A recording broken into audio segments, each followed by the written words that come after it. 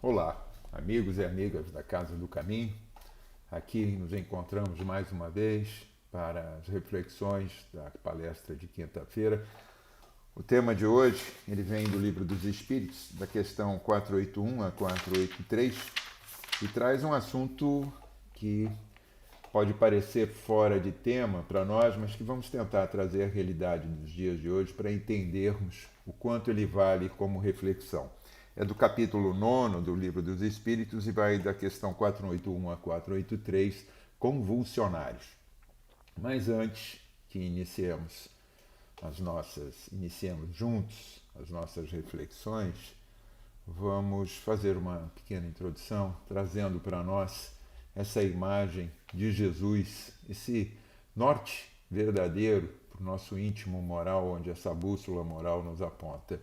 Ele, o doce Rabi, o irmão maior, médico de nossas almas, possa estar aí presente nesse momento com a graça de Deus e que sobre os cuidados do Dr. Hermann, desse espírito extraordinário que nos assiste incondicionalmente aqui na Casa do Caminho, e a toda a sua equipe que nos recebe, possamos pedir o amparo, a intuição necessária para o estudo que vamos fazer.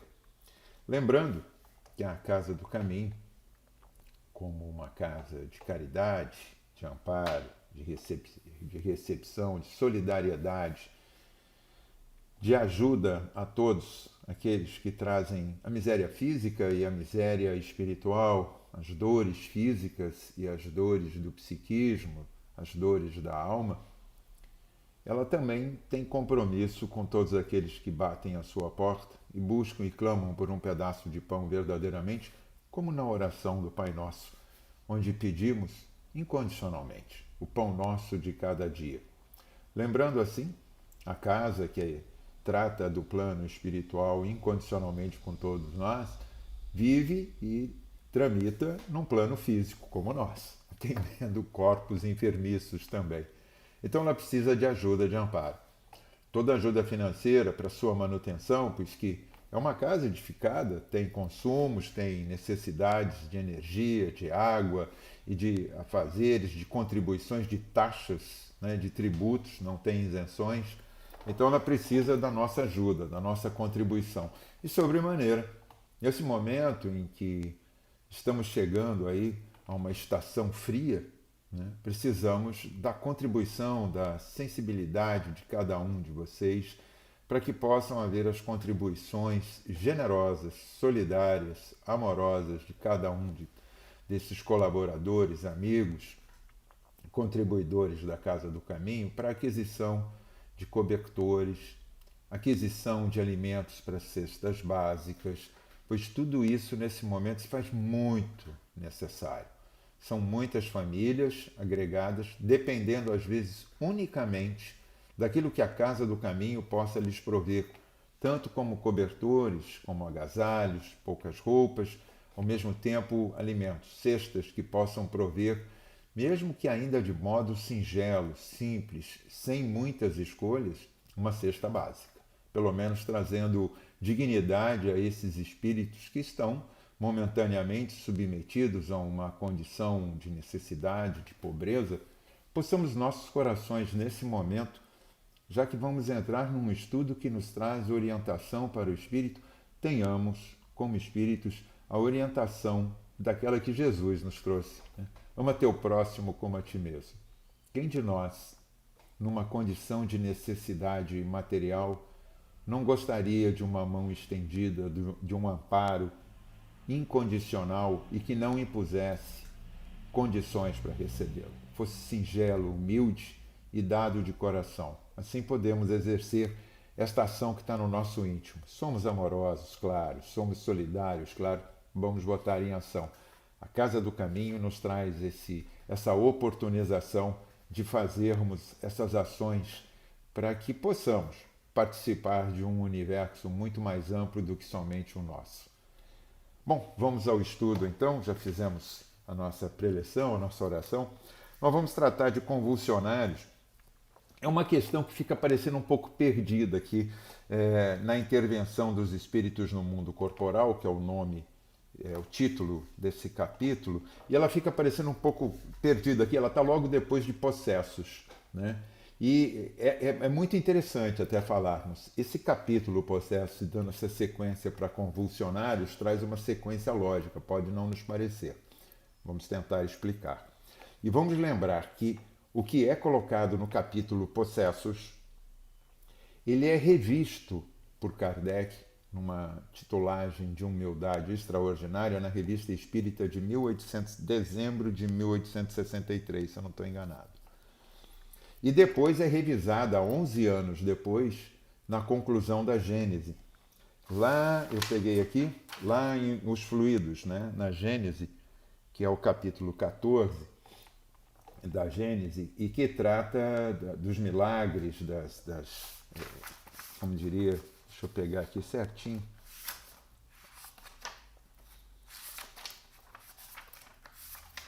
É grande o capítulo, Os Fluidos, e que trata toda essa mensagem aqui, novamente, de possessões e obsessões. Ele faz uma pegada muito mais ampla, né? São 11 anos passados, né? De 1857, do advento do Livro dos Espíritos, para 1868, percorrem-se 11 anos. Há uma evolução em todo o estudo que Kardec desenvolve. Há, na realidade, desse professor, desse pesquisador, desse cientista, desse filósofo, todo um conjunto de evolutivo naquilo que ele tratou sobre a condução do que é natural, a permeabilidade que temos, esse constante contato com o plano espiritual. Somos espíritos encarnados, submetidos à matéria, mas não distanciados dessa conversação, desse contato permanente.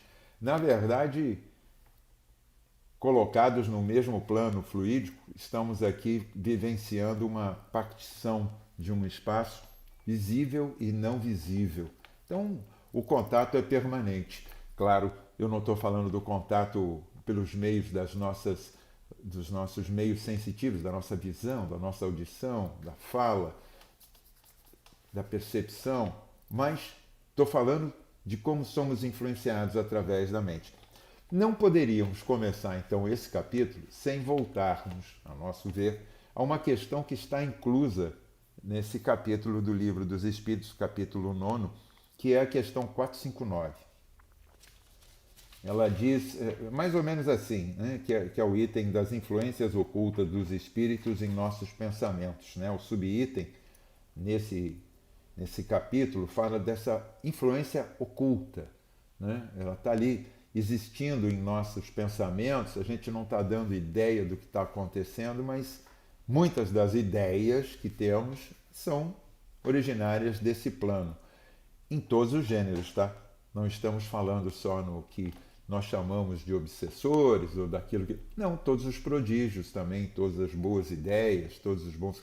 As sensações, né? Nós temos sensações, temos aí intuições que acontecem, também vem desse plano. E diz lá na questão 459, né? Influi os espíritos em nossos pensamentos e atos? Temos que ter cuidado nessa pergunta, tá? Para a interpretação da resposta. Mais do que imaginais, a tal ponto que de ordinário, olha só, né, a colocação de ordinário, são eles que vos dirigem. Bom, então estou livre das minhas obrigações, posso até falar de convulsionários, mas eu sou isento de tudo porque são os espíritos que me dirigem. Não, de ordinário. Ou seja, se você se presta a determinadas filiações, ligações, alguns consórcios, né? A gente não faz assim, a gente não se consorcia em sociedade. Os que são nossos amigos, aos parentes, aqueles que são mais próximos, outros não. No trabalho, aqueles grupos pelos quais nos consorciamos mais em detrimento de outros, são nossas escolhas, são nossas buscas. E essas escolhas se dão por conta dos nossos interesses íntimos. Temos sempre interesse. Não adianta ficar de hipocrisia dizendo que não, eu não tenho. Temos interesses. Diariamente acordamos pensando em nossas necessidades, a começar pelas necessidades de higiene, de alimentação, de trabalho, de atenção às coisas que estão ao nosso derredor, em nossa casa, com nossos familiares, com nossos amigos. São os nossos interesses. E fazemos o nosso caminho, trilhamos o nosso caminho com essas sensações. São elas que nos orientam e a elas damos consórcio com o plano espiritual daqueles que vão estar conjugados conosco. Eu não estou falando dos nossos bons guardiães, do nosso mentor. Ele está sempre presente. Esse sempre presente não quer dizer se mudarmos o curso do nosso caminho, se enveredarmos por atalhos não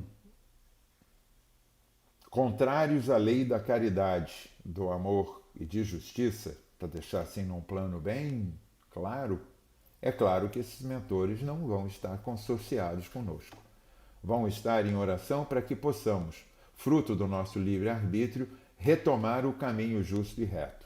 Mas isso não quer dizer que eles vão estar atuando efetivamente, porque perdem até o interesse por alguém que não está dando conta de ter percepção, a audição de um plano maior que está tentando nos influir e que nós não queremos, porque nossas sensações, nossos prazeres, nossas intenções são outras. E aí temos que arcar, né? Lei de causa e efeito, né? Lei de ação e reação, né? Para Newton lá na física e lei de causa e efeito aqui na doutrina espírita. É simples assim.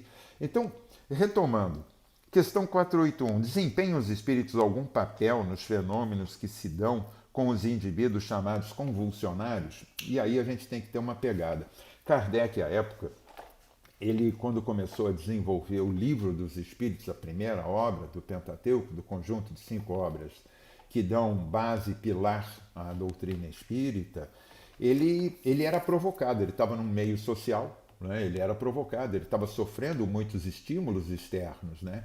Ele tinha uma ação da sociedade muito contrária a ele. Não foi fácil para ele desenvolver o Pentateuco. Ele teve dificuldades materiais, ele teve dificuldades físicas com a sua saúde, ele teve dificuldades sociais nos seus relacionamentos, nos abandonos, né?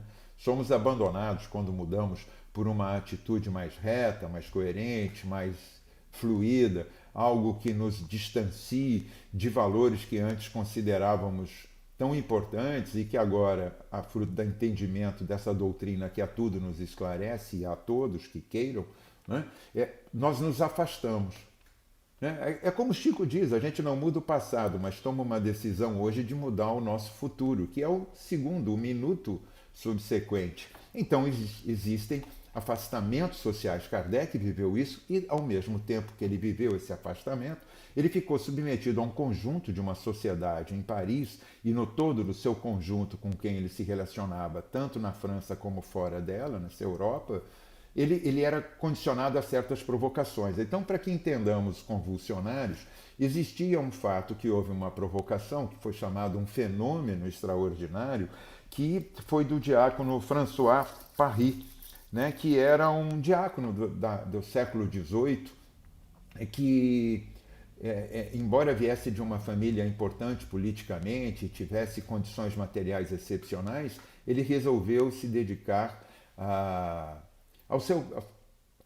sua tendência natural de estar na igreja. Então doou seus bens quando o pai faleceu, doou para o irmão dele e se dedicou a uma vida de retiro, de conciliação com os pobres, atendendo-os. Até confeccionava meias e alguns agasalhos, porque sentia neles, como expressão dele próprio, ele sentia uma extensão da sua família, como irmãos que fosse, e cuidava deles. Mas ele era retirado, muito fechado, vamos dizer, naquele mundo, né, ritualístico da Igreja Católica em retiro. Né? Ele cumpria determinados dogmas para aquilo, mas tinha sua expressão tranquila para todos aqueles momentos.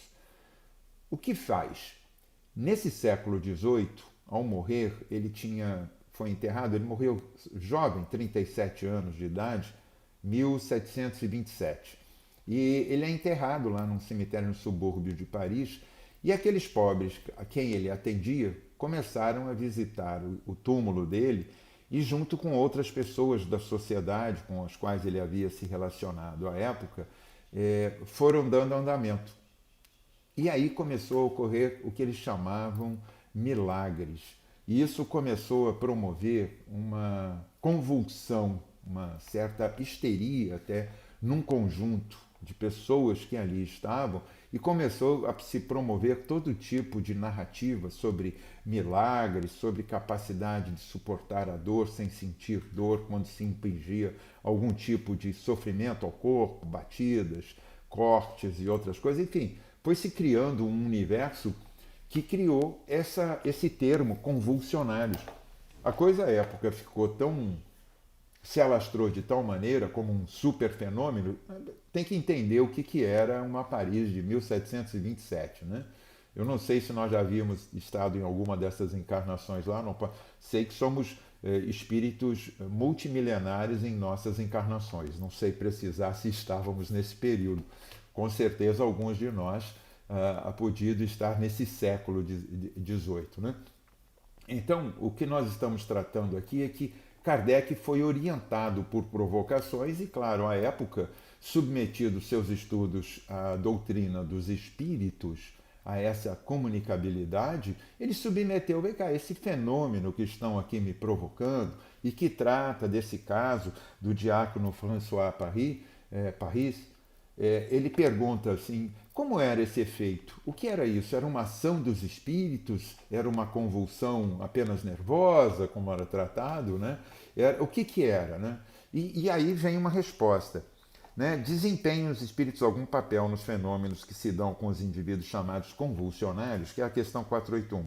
Sim, e muito importante, bem como o magnetismo, prestem atenção, bem como o magnetismo que é causa originária de tais fenômenos. O charlatanismo, porém, os tem a miúde explorado e exagerado de sorte a lançá-los ao ridículo. Então, nesse momento, Kardec aproveita para dar uma resposta a todo um conjunto que era feito nesse momento que ele está edificando esse pilar da doutrina, o Livro dos Espíritos, que ele está traduzindo o que os espíritos compilando o que os espíritos estão respondendo através de uma multiplicidade de médiums e trazendo várias respostas numa única. Primeiro, a questão do magnetismo. Há uma questão de histeria, né? A histeria coletiva. Isso a gente já viu a questão da histeria ao longo da história da humanidade, se apresenta em vários momentos, né? Tanto de um modo singular como de um modo plural, ou seja, no sujeito ou no coletivo, né? Num tecido social qualquer, ele é atingido por esse processo de histeria. É o efeito de manada, né? Que a gente costuma também adjetivar, um efeito de manada. Ocorre com todo mundo sai fazendo a mesma coisa sem perguntar o porquê, e se deixa tomar de emoções mais primárias, mais instintivas, de uma evolução mais animalesca, mais grosseira e dá vazão. Né? E aí você sai de si. Né? Acontece também alguns efeitos. Nós não temos, vocês com certeza, anteriormente a esse estudo de hoje, já estudaram lá a parte onde está sendo tratada a questão do sonambulismo. Né? No sonambulismo, o que acontece? Existe um efeito dos espíritos dos nossos irmãos desencarnados sobre aquele momento? Existe num presente momento uma presença, uma percepção, mas não existe atuação. Quem se expõe no sonambulismo, que é uma forma de mediunidade, para alguém esqueceu, é uma exteriorização na mediunidade do próprio espírito. Nós, como corpos, que servimos a nós mesmos, que somos espíritos, temos essa investidura material, deixamos esse processo corporal, a submissão desse estado corporal, material, para vivermos uma liberdade espiritual. É uma experiência como que voltando, quase um déjà vu, voltando às sensações do que somos espíritos quando erráticos, antes de tomarmos a encarnação. Então, o que temos? A expressão do próprio espírito. É uma expressão mediúnica. É de um espírito que está liberto da matéria e tem a sua expressão. Vamos tentar entender essas nuances. Né? Quando ocorrem esses efeitos, em alguns dos casos, pode ser a mesma coisa. Pode ser uma expressão do próprio espírito, Pode ser uma expressão possessiva, que nós vamos ler já na Gênese, e não usando o Livro dos Espíritos, mas já o processo evolutivo de como Kardec trata a possessão lá na frente, no capítulo Os Fluidos, da Gênese, capítulo 14. E vamos também entender a histeria em massa, que é o processo de magnetismo, dessa fusão, dessa troca de fluidos. Nós até buscamos uma orientação do próprio Kardec, onde ele faz uma percepção, onde ele faz uma reflexão sobre isso em Obras Póstumas. Estava lá na 19ª edição, as Obras Póstumas de Kardec, lá no finalzinho. Ele diz assim, ele traz um termo que cai muito bem para essa questão das convulsões, né? Coletivas ou individuais, quem são os convulsionários e o que acontecia. Toda ação física ou moral, patente ou oculta, de um ser sobre si mesmo, ou o que nós falamos agora, sobre o sonambulismo, né? A ação de um ser sobre si mesmo, ou sobre outro, aí já a ação atuando sobre um coletivo ou um individual, e outro, uma sensibilidade passiva, né? Pressupõe de um lado uma força atuante e de outro uma sensibilidade passiva. Em todas as coisas, duas forças iguais se neutralizam e a fraqueza cede à força. Fraqueza cede à força. Ou seja, uma fragilidade do indivíduo.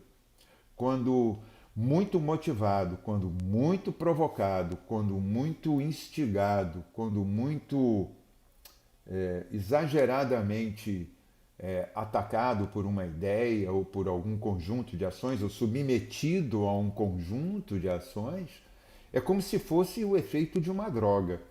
Né? É um processo como se fosse um efeito da droga. Você fica submetido sobre aquilo, você perde o seu controle, você vai perdendo. Isso se dá quando ele coloca lá do charlatanismo, lá naquela questão, pelo efeito daqueles que são médiuns, têm processos mediúnicos não educados, né? Tem uma percepção, tem uma sensibilidade, mas não estão orientados, sustentados, e são traduzidos na ação de pessoas inescrupulosas, né? Que muitas das vezes não estão no conteúdo desse charlatanismo. O charlatanismo está na ação e não no conteúdo do ser, porque muitos ditos médicos, cientistas na época, promoveram diversas sessões públicas, levando pessoas pelo hipnotismo a promoverem ações, a promoverem reações, a promoverem fenômenos, inclusive fluídicos, bem exteriorizados, de modo a se locupletarem, a trazerem alguma vantagem, como se tivessem eles próprios dotados de um controle sobre esse poder, ou seja, o poder sobre o poder. Né? Então o charlatanismo era chamado nisso, né? Porque estavam trazendo para si um conteúdo de realização que nada tinham a ver. E quem eram esses seres? Médiuns, que muitas das vezes, depois dessas sessões individuais ou até coletivas de hipnose ou de condução hipnótica, ficavam com o seu sistema neural danificados, né? Por causa do seu psiquismo modificado. Né? Isso modifica, transtorna o ser no seu comportamento. Então, o que nós estamos falando aqui? Convulsionário. É um processo, na maioria das vezes, é um comportamento muitas vezes até mórbido, histérico. Né? É o fanatismo também. Né? A gente vê aí, nós temos a oportunidade já nos dias de hoje, imagina na época, e temos ao longo da história até anterior. Eu só usei o fato histórico para justificar o momento desse questionamento no Livro dos Espíritos em 1857, da 481 a 483, mas existem situações históricas anteriores de histeria, como até atualmente. Vamos lá, até na questão 483, aqui ele traz naquele momento em que, tomados por uma histeria, por exemplo, em meio a um combate, em meio a um confronto de guerra, em meio àquele ambiente, àquela energia, todo aquele conjunto magnético de sofrimento, de dor, de impingir ao outro o maior sofrimento, a morte, enfim, todas as ações de se autopreservar, de buscar, mesmo que de forma muito difícil, se manter vivo. Às vezes soldados com graves ferimentos continuam em combate. Temos casos de hoje de mães, de pais, que tiveram atitudes de uma força acima do normal, uma força chamada sobre-humana, o que seria já aí outro fenômeno, uma força sobre-humana para auxiliar, proteger, salvar seus filhos de acidentes. Vários casos que nós temos aqui lido, uma mãe levanta um carro para tirar o filho de dentro. Como é que uma mulher consegue, de fato, promover isso? Autodeterminação é algo que passa seu instinto mais animalesco, favorecendo uma situação. Tá? E está favorecendo, né? Então, é um instinto mais selvagem, uma dureza. Você se sobrepõe à própria naturalidade, aos próprios sentidos, e se sobrepõe às suas forças. E nós somos capazes disso. Na loucura, acontece. Muitos dos nossos irmãos, ditos loucos ou transtornados, em momentos de histeria ou de ataques ou de síncopes, são capazes de produzir reações que, às vezes, de um homem para outro não é capaz de conter. Precisam 2, 3, 4, dada a força. Essas histerias também coletivas são motivadas nesse processo. Vamos lá, que lá na Gênese tem aqui, ó, na obsessão há sempre um espírito malfeitor agindo. Pode ser um processo obsessivo. Pode ser somente um processo magnético, de transmissão de magnetismo desses fluidos mais básicos que nós trocamos aqui e que vão, de alguma forma, motivando outras pessoas. Né? Vamos nos lembrar do que acontece, por exemplo, em jogos de futebol, quando torcidas são tomadas de uma histeria enraivecida pela perda do time, que perdeu o resultado de perda do seu time, e se confrontam, né, de modo animalesco. Animalesco não, porque a gente não deve adjetivar o animal com essas atitudes que são puramente e burramente humanas, né, desse confronto, dessa raiva. O animal não faz isso, o animal vai buscar sua sobrevivência. Então, me desculpem pela adjetivação indevida e inadequada com os animais, nossos irmãos. Nós temos que nos adjetivar como humanos, né, nessas atitudes primitivas humanas. De confronto, são histerias coletivas.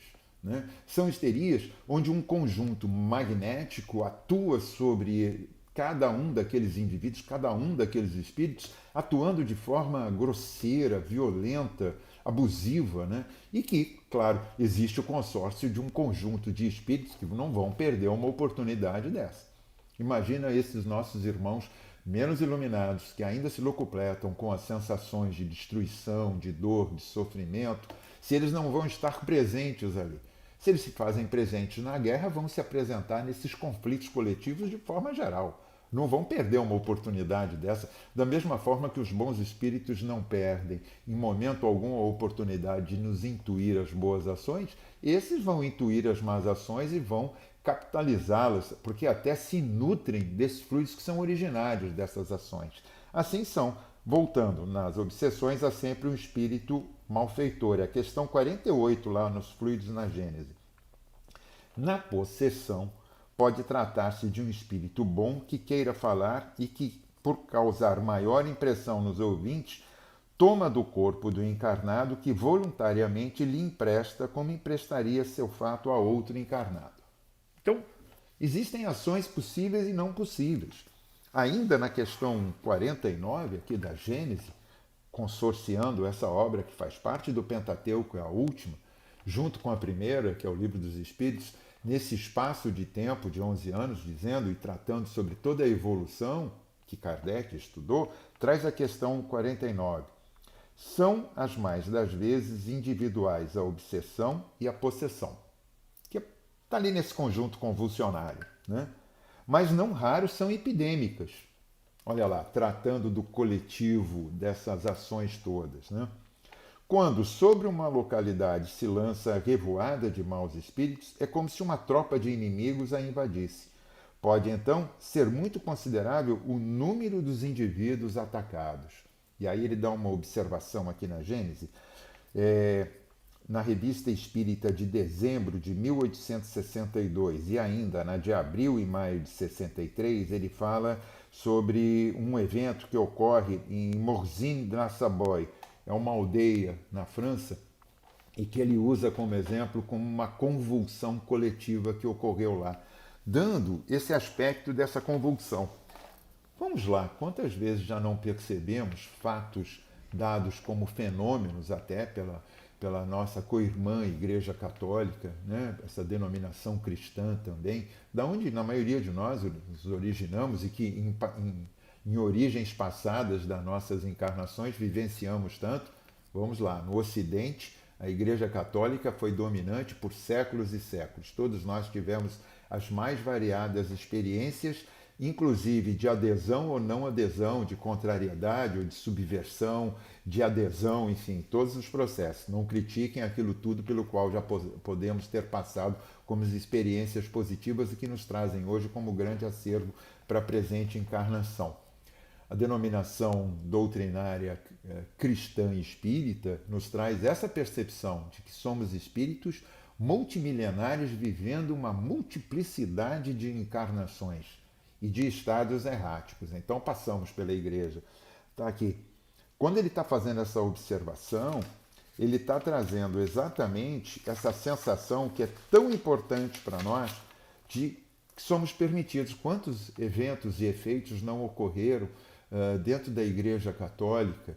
Santos que choram lágrimas de sangue, crianças que veem a apresentação, a materialização de Maria com suas mensagens, outros efeitos, os estigmas que tanto aconteceram ao longo da história da Igreja, que foram, de alguma forma, mal interpretados ou mal explicados por necessidades de posses de comando, de políticas internas, enfim.